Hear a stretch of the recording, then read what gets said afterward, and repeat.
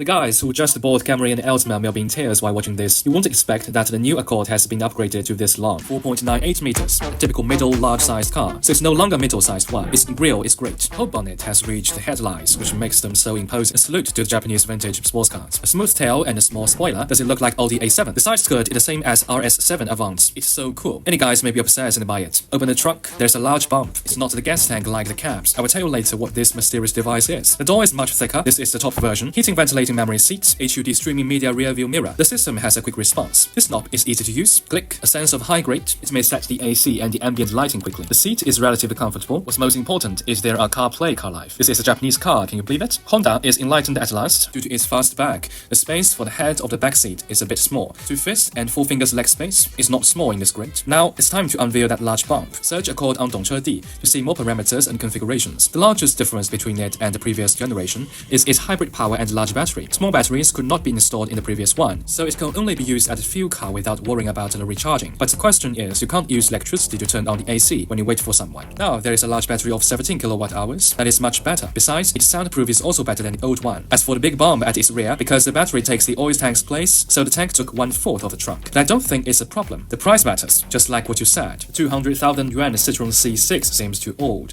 but 120,000 yuan Citroen C6 is so steady and decent.